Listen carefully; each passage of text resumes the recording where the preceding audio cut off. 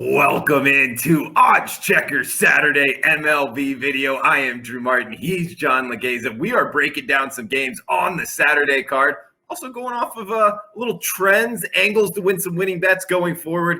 But John, it's Friday, actually. We're talking about the Saturday card. Welcome in, buddy. How you feeling for this weekend? Oh, I love it, man. You know, anytime I see you, Drew, on the screen, I know that there's money coming. Whether or not it's me on the other side of that screen or not, I've been tailing you. I've been following your work well before me and you started working together. And man, it's been awesome. And I know when this split screen comes up, my wife is going like this because she knows we're about to get some paydays.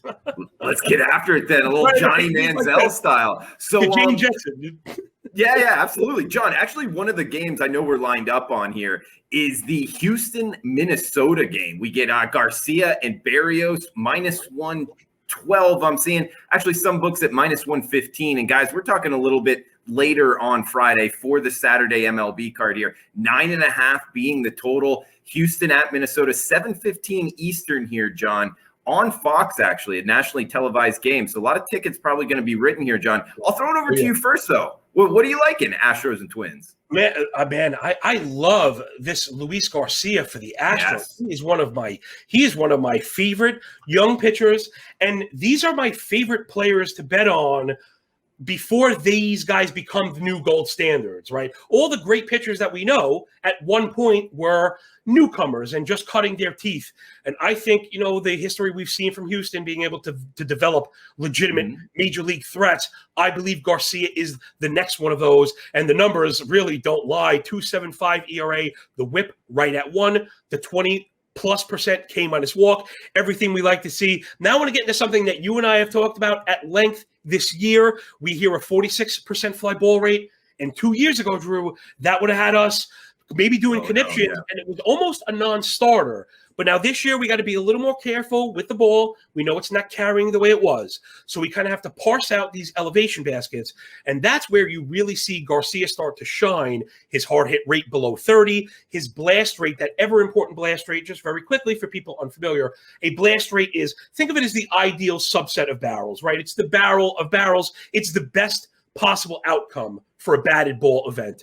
Now, at 5%, that's bad. Anything 4 or below is very good, which is where Garcia's is. And he has a 1 home run per 9, which I know, you know, is not the best in the league. It's a little bit better than average.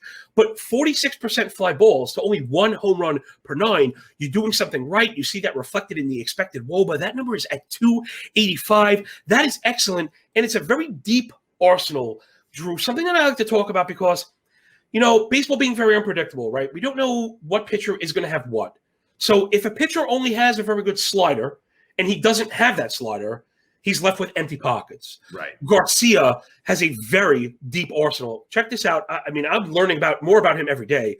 He has 4 of his 5 pitches have a 33% whiff rate, and 4 of his 5 pitches have a sub 230 expected slug.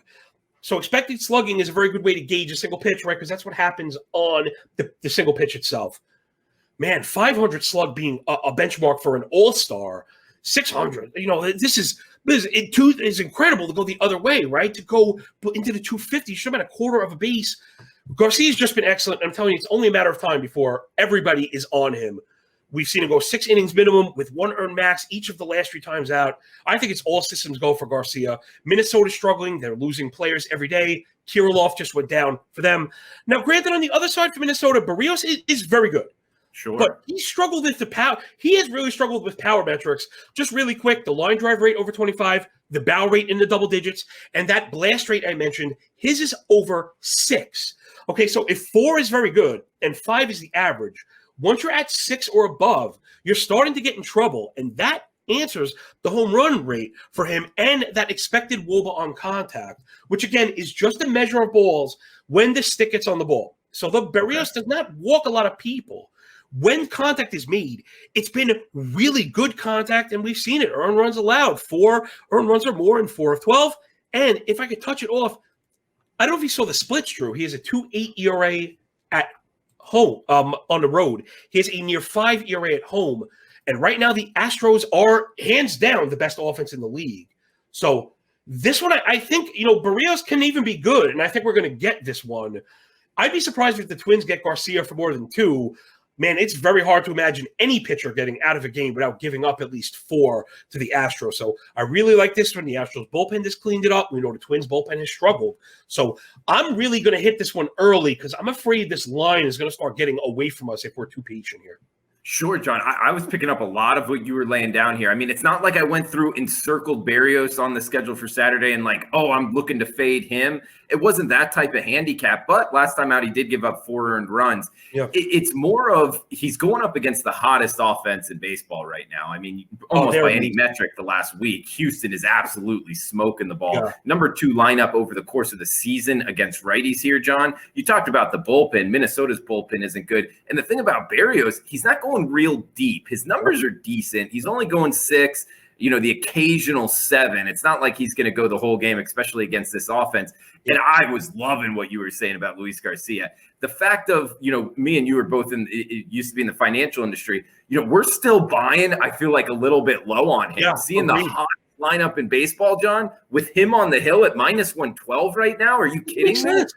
Yeah, I'm surprised if this line is going to be here tomorrow. I mean, his last 5 starts, keep in mind, he's a 24-year-old Venezuelan kid.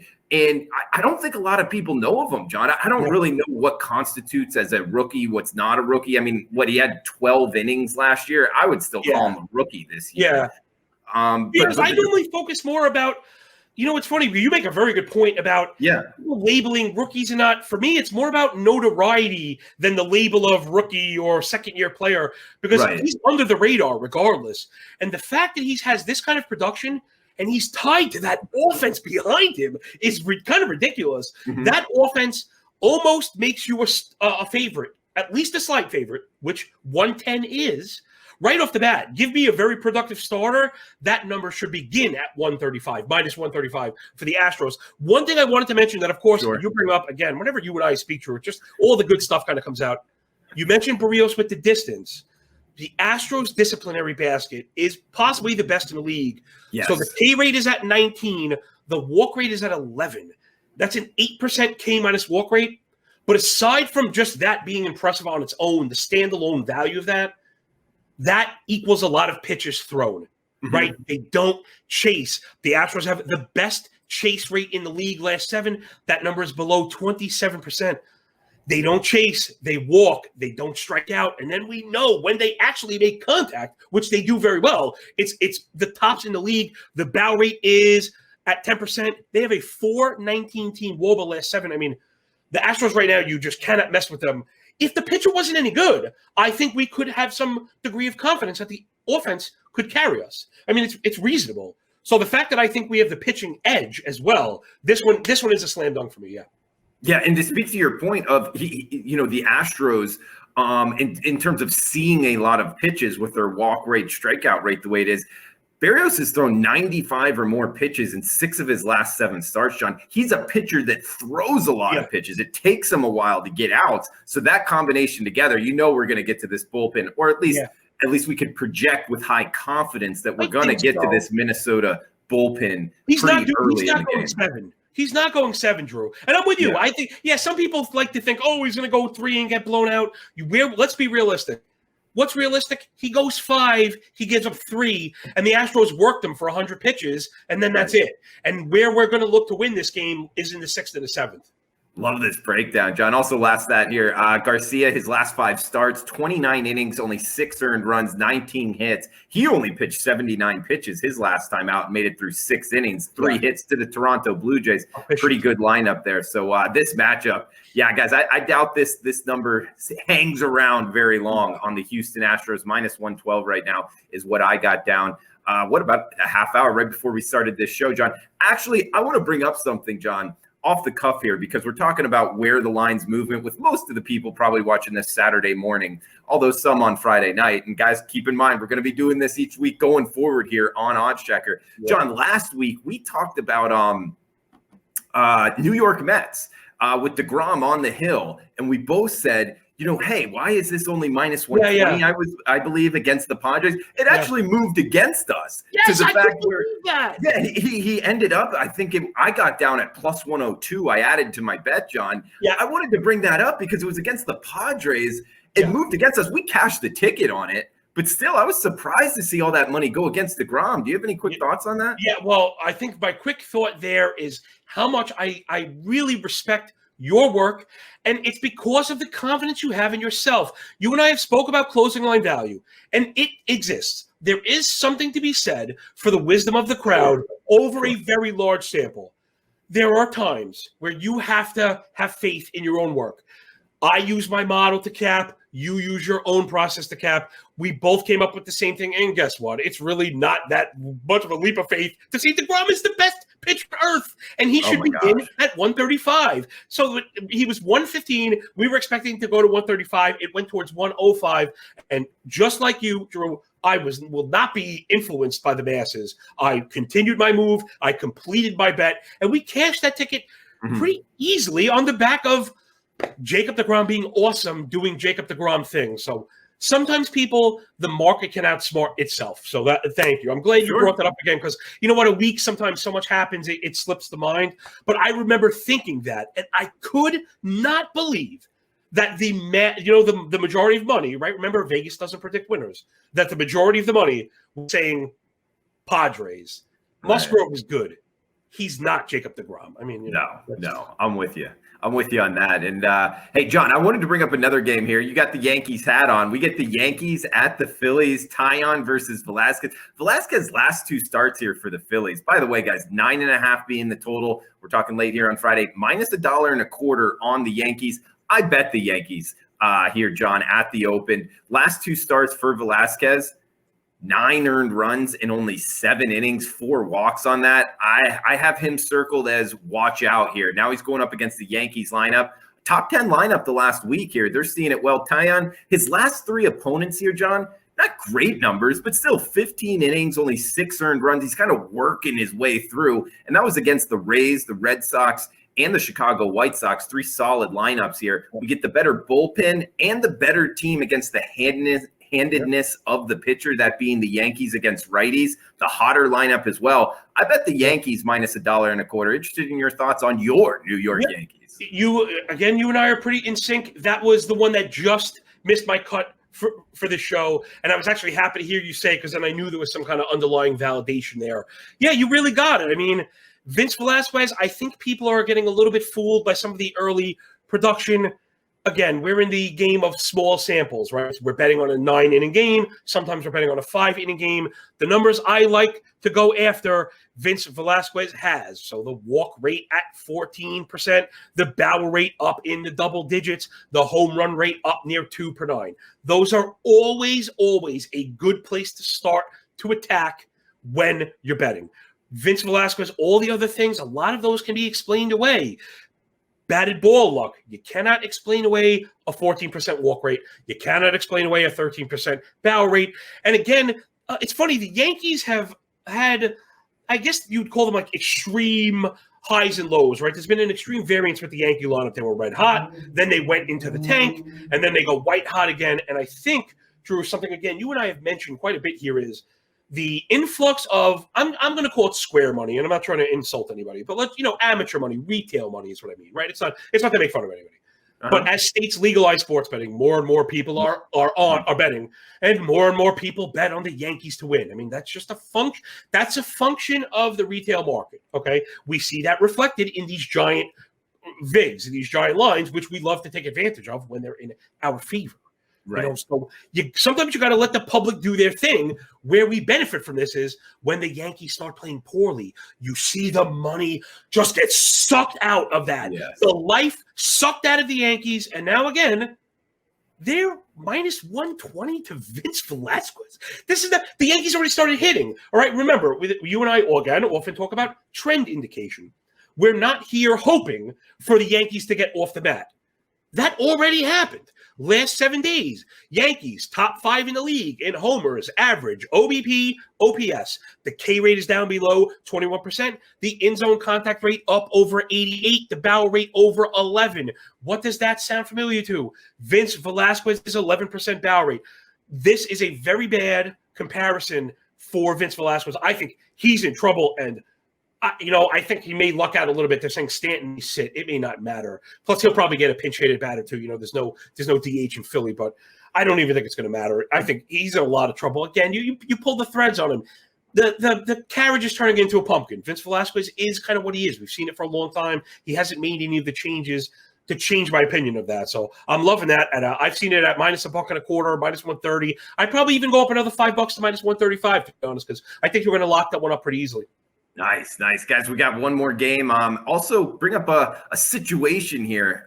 What's going on in baseball and ways to handle it moving forward. He's John Laghezza. I'm Drew Martin. Follow him on Twitter at MLB Moving Averages, at FTN Bets, in the Court Stats Podcast. That's what he hosts there. It's always good stuff there. And right here on Odds Checker with me on Friday afternoons, talking about the Saturday MLB card. Follow me on Twitter at Drew Martin Bets. We got last game here, John, and actually it's the first game to go off because we did talk about the Yankees game. That's going off in the day, and then the night game, nationally televised, Houston, Minnesota. But this one going 3:10 Eastern, John. It looks like we get Seattle Mariners and the Cleveland Indians. We're seeing Kikuchi on the hill for the Mariners. Cleveland, we're seeing undecided, but some shops showing McKenzie as the starter. I'll just throw it over to you, John. What are you looking to bet here? Yeah, I got the over here. I was pretty surprised to see that total as low as 7.5 on the early markets. So, wow, right off the bat, 7.5 is a beautiful total with what we know about McKenzie. I think, there's a bit of public narrative kind of coming in that people think of the Indians and the Mariners not being the best offenses, which are true. But that doesn't really change the fact that the average major league game has 8 runs of scoring in it. So Kikuchi has been good on the surface. The ERA is low. The whip is fine. The K and walk rates are all fine. The thing that I go after with overs, Drew, what I just talked about, are those power metrics, right? So now we're looking at Kikuchi, who has a sub-4 ERA, but his expected ERA is up near 5. And the reason why is because of the home runs. He has a barrel rate up in the double digits. That blast rate I mentioned, again, is over 6. And that's why he has in almost 2 home runs per 9. When you look at the expected WOBA on contact, it's up near 420. So like there, you go where you got to be careful with, the sub-4 ERA and a 1 whip. He has had flashes of being very good, but he struggles going out of the yard. So if he's the better pitcher, and I'm hoping we get, to get 2 or 3 out of him should really not be much of a problem. Kikuchi has given up 3 earned runs or more in 6 of 11. Then you go over to McKenzie, who has, this is one of the worst power profiles, if not the worst power profile in all of the major leagues, all hyperbole aside.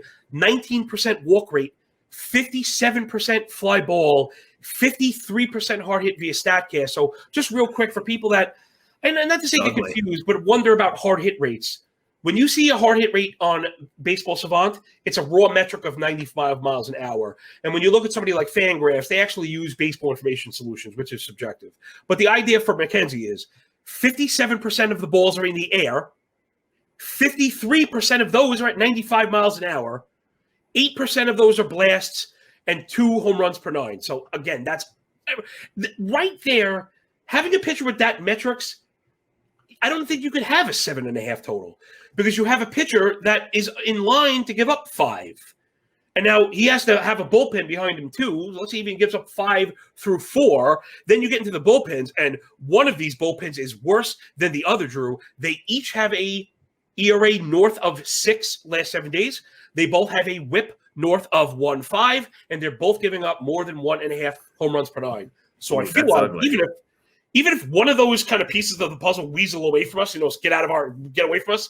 Like if Kikuchi is really good, we could get 8 against McKenzie. And even if McKenzie only gives up, let's say 3, and maybe Kikuchi gives up 1, we're going to get 3 from those bullpens. They've both been really bad. So these are the type of puzzles I like to put together: starting pitching, offense, and bullpen. Because again, we've spoken about this. Overs can be difficult.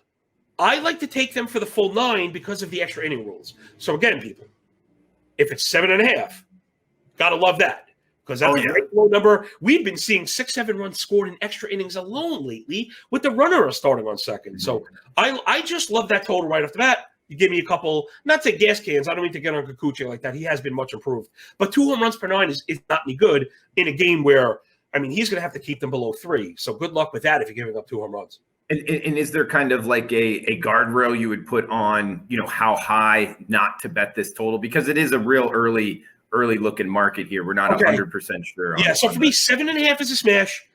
Even I'm going to say 8, you can smash it for 2 reasons. One, we'll take a push. I'm not averse to that. I'm okay with that.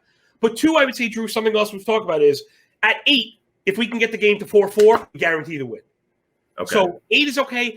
I can't imagine it moving a full run. If it really gets to 8.5, then maybe you want to pump the brakes on it. You know what I mean? Although 8.5 at that point, you should be looking at plus money, like a plus 105. Generally, run lines don't move a whole. Generally, the total's not going to move a whole run. But 8.5, I can see pumping the brakes. But I will take this confidently through 8 for sure.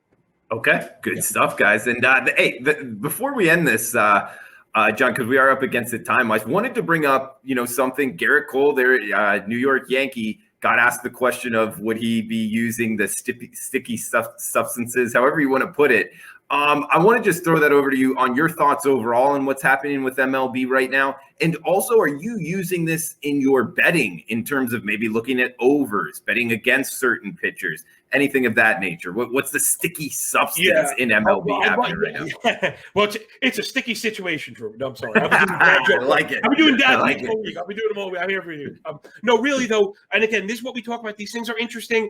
And it's funny because for all the talk going on about this and that, what should happen, what should be, you, of course, do the thing that you do, and you circle what really matters, which is how do we use it. The information is great, but until we're actionable, right, until we use it to our advantage, it's not worth as much as we think it might be. So I think right off the bat, yes, I have let it affect my bets because I did not bet on Garrett Cole the last time out. And the reason why is, I don't know if you follow the spin rates, right? So once the announcement was made about the enforcement, his spin rates dropped precipitously. I mean, 200-300 RPMs per pitch. So when he went out the last time, I was not going to touch the juice because I was afraid. Those numbers have normalized. So I don't know. Again, I'm not going to speculate what he's doing. Yeah, maybe he just went back to doing it. Maybe he has another concoction. Maybe guys are in the back mixing up the things that are legal. We don't know any of that. So we do want to be careful not to overact. That just happened to be one circumstance where I said, I'm not going to pay the juice for the 2,200 RPMs. I wanted 2,650, and those matter. That stuff matters because spin rate is movement and movement is deception, swing and misses, right? So I'm not going to go crazy. What I do think is the league needs to introduce a standard. Guys are going to have gum. It's what it is. There's sunscreen and balm, bug bite stuff, calamine lotion, whatever it may be. So you can't eliminate legal substances that people need to survive, right? We can't do that. So what we should be doing is baseball won't because they can't even regulate the ball. What they should be doing is regulating a substance that they know what it can do to the ball. So basically, Drew, here we could show people really because we're on video. So what's happening is the legal stuff allows you to grip it. The illegal stuff allows it to stay on your finger until the very last microsecond, and then you get a flick. And that flick is the extra RPMs. And the extra RPMs is the extra movement. The extra movement is the extra swing and miss. And that's the difference that we've seen to the point that baseball is saying something about it. So, this is not like a crazy guys going nuts again thing. This is real because baseball had to step in. So I'm expecting a lot of the guys that we've seen with crazy movement probably do exactly what Cole did. Take one game to not get in trouble while they're experimenting and then get right back on the horse. So I took a long route to get to. I'm probably not going to act too crazy on it, but I do hope that they create a standard. Give guys something to give them grip without allowing them to throw wiffle balls because, I'm not an LED microscope, but I could see unnatural ball movement lately. And it's it's a fact. You could see it, and then the data backs it up. So Hopefully, I like it, John. That was good, man. The way you put that in terms of what should and shouldn't be legal. I like that, John. So, guys, you can catch them each Friday afternoon, Friday night, Saturday morning here, breaking down the Saturday card on Odds Checker. Follow them on Twitter at FTN Bets, at MLB Moving Averages. I'm on Twitter at Drew Martin Bets as well. So, John, anything else you wanted to throw out here before we shut this down? Man, we got to get in the comment section and tell these people this show needs to be happening every day, not just one day a week. That's it. Great information from John. I am Drew. Guys, thanks for tuning in. We'll be back next Wednesday. Not Wednesday, next Friday. We used to do this on Wednesday. So next Friday afternoon, guys, come back and join us. And best of luck with your bets if you're tailing. Again, in recap here, I'm on the Yankees minus $1.25. Yep. Also, we're lining up here on the Houston Astros minus 112, and John like in Seattle and Cleveland over the total. So best of luck if you're tailing, and enjoy the weekend. Thanks for tuning in.